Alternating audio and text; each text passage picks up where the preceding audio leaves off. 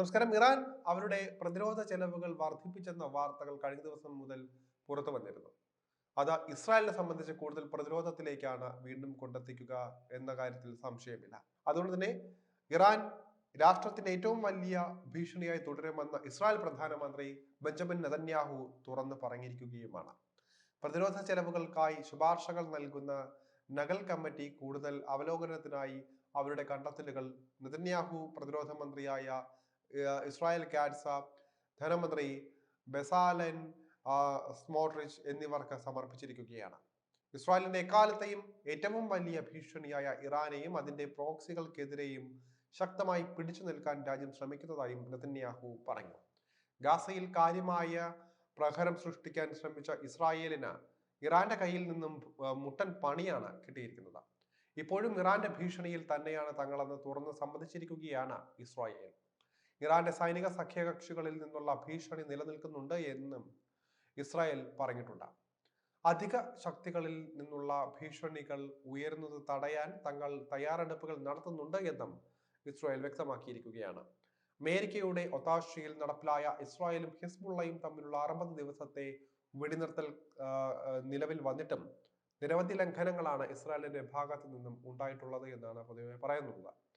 അതിനിടയിൽ ലോകരാജ്യങ്ങൾക്കിടയിൽ നഷ്ടപ്പെട്ട ഇസ്രായേലിന്റെ പ്രതിച്ഛായ വീണ്ടും മിനുക്കിയെടുക്കാനുള്ള ശ്രമങ്ങളിൽ കൂടിയാണ് ഇസ്രായേൽ പോകുന്നത്.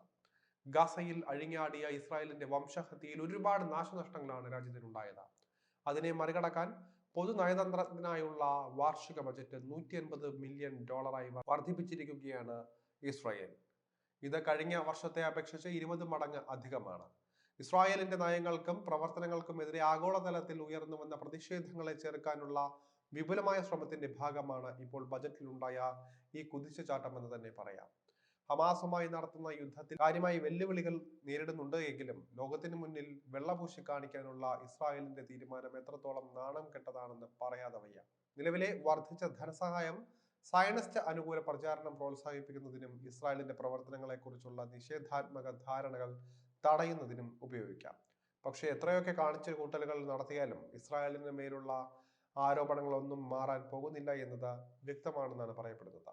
തിരിച്ചടികളിൽ നിന്നും പാഠം പഠിക്കാത്ത ഇസ്രായേലിനെ തറപറ്റിക്കാൻ തന്നെയാണ് ഇറാന്റെ തീരുമാനമെന്നും പറയുന്നവരുണ്ട്. ഇറാൻ സായുധ സേന കഴിഞ്ഞ കുറച്ചു മാസങ്ങളായി വ്യോമ പ്രതിരോധ രംഗത്ത് ശ്രദ്ധേയമായ പുരോഗതി കൈവരിച്ചിട്ടുണ്ട് എന്നാണ് വെളിപ്പെടുത്തിയിരിക്കുന്നത് മേജർ ജനറലായ ഹുസൈൻ സലാമി. ഇറാനിയൻ സൈനിക സേന തങ്ങളുടെ ആയുധങ്ങളും ഉപകരണങ്ങളും പരീക്ഷിക്കുന്നതിനും യുദ്ധത്തിന് തയ്യാറെടുപ്പുകൾ നടത്തുന്നതിനുമായി രാജ്യത്തിന്റെ വിവിധ ഭാഗങ്ങളിൽ പരിശീലനങ്ങൾ നടത്തുന്നുണ്ടെന്നും പറയുകയാണ് അദ്ദേഹം. പുതിയ ഭീഷണികളെ പ്രതിരോധിക്കാൻ വേണ്ടി സൈനിക ശേഷി ഇനിയും ശക്തിപ്പെടുത്താനും തങ്ങൾ മടിക്കില്ല എന്നും അദ്ദേഹം കൂട്ടിച്ചേർത്തു. കൂടാതെ പേർഷ്യൻ ഗൾഫിന്റെയും അതുപോലെ തന്നെ ഒമാൻ കടലിന്റെയും തീരത്ത് 2 പുതിയ ഭൂഗർഭ മിസൈലുകളും ഫ്ലോട്ടിംഗ് നഗരങ്ങളും ഇറാൻ അവതരിപ്പിക്കുമെന്ന് ഇസ്ലാമിക് റവല്യൂഷൻ ഗാർഡ്സ് കോർപ്സിന്റെ വകുപ്പ് മേധാവിയായ brigadier general Ali Mohammad Naeini അറിയിച്ചിട്ടുണ്ട്.